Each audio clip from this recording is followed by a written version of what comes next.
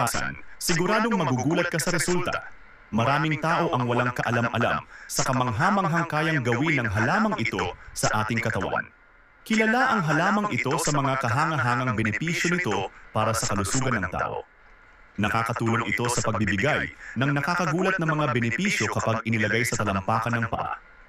Pero bago ko ibunyag ang lihim na ito, alamin muna natin ang iba pang makapangyarihang gamit nito na dapat mong malaman. Una, pampagaling ng ubo at trangkaso. Para gawin ang remedyo na ito, kumuha ng isang piraso ng aloe vera, balatan at kunin ang gel nito. Kumuha din ng isang pulang sibuyas, balatan at hiwain sa apat. Ilagay ang lahat ng sangkap sa blender. Idagdag ang 2 kutsara ng honey. Bukod sa pagiging natural na pampatamis, ang honey ay may mahalagang mga katangian na tumutulong sa pag-iwas sa sipon at pananakit ng lalamunan. I-blender ito hanggang maging makinis. Huwag magdagdag ng tubig. Kung interesado ka sa ganitong klase ng content, i-comment ang gusto ko sa ibaba para patuloy pa kitang mabigyan ng ganitong mga kaalaman.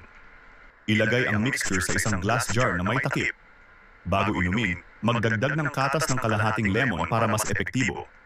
Uminom ng 1 kutsara 2 beses sa isang araw. Tandaan, hindi ito pwedeng tumagal ng higit sa 3 araw sa loob ng refrigerator, kaya mas mainam na gumawa ng kaunting dami lang. Ikalawa, pampagaling ng sugat at pamamaga. Kung may sugat ka o ang iyong anak ay nadapa, kumuha agad ng piraso ng aloe vera. Alisin ang tinik at bahagi ng balat nito. Ibalot ito gamit ang plastic wrap sa sugat sa loob ng ilang minuto.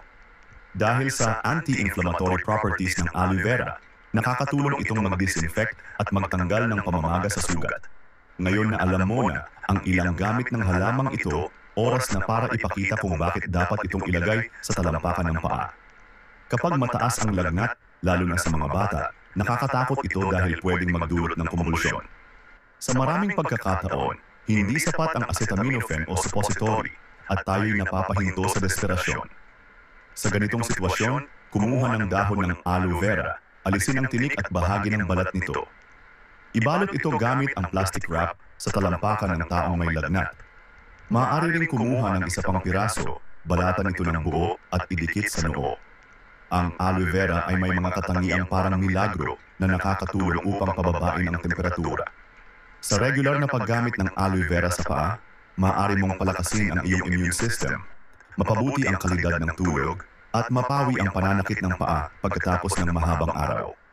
Ang nutrients at active compounds ng aloe vera ay hinihigop ng balat, nagbibigay ng mga benepisyong panloob at panlabas na nagpapalakas sa kabuuang kalusugan.